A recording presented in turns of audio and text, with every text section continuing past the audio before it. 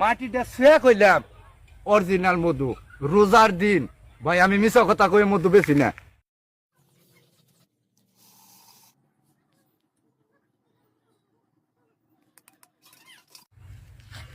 এই ভাই এটাই কি? এটা ভাই একটা চেক ভাঙছিলাম মধু, একটা চেক ভাঙছিলাম, চেক তো পাওয়া যায় না। হারা দিন ঘুরে পরবিতে ভাত খেয়ে গেছি চেক বিরছিবেন নিকে, হারা দেশ ঘুরে একটা চেকই পাইছিলাম। যদি রাহারেন রেখে দেন খেয়ে দেন গা, ই মধু পাইবেন না ভাই, বহুত মধু খাইছেন, মধু খেয়ে দেন গা। চেকটা ওহন কিন্তু ভেঙে নইলাম, এই 10 মিনিট হয় না চেকটা ভেঙে নিলাম, মধু কিন্তু গরম রয়েছে ওহনো। যদি মধু ভালো হয় তাহলে ভাই আমার দিয়া যান, আমার মধু ঠেকাই। এই যে কাশির ডেও কিন্তু হুগাই নাই, কাশির মধ্যে দেখেন বইরা রয়েছে। দেখি ভাই তাহলে মধুটা,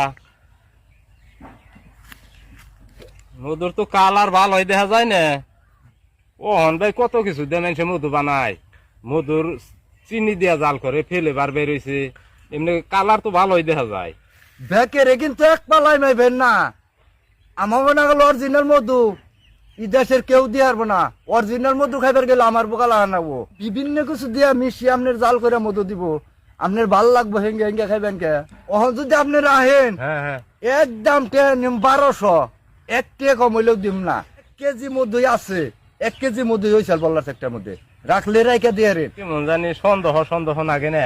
এই যে ভাই এই যে মাটি, মাটিটা ছুঁয়া কইলাম অরিজিনাল মধু রোজার দিন ভাই আমি মিছা কথা কই মধু বেশি না।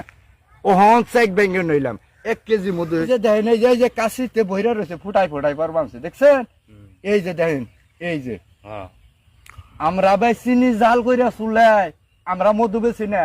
আপনার কথাই তো ভাই নাগে মধু ভালো হইব না, এখন দামটা তো বেশি, 1200 টাকা দাম। একবারে 1200 নাকবো ভাই আমার মধু নিবার গেলে, কিছু কম রাখেন।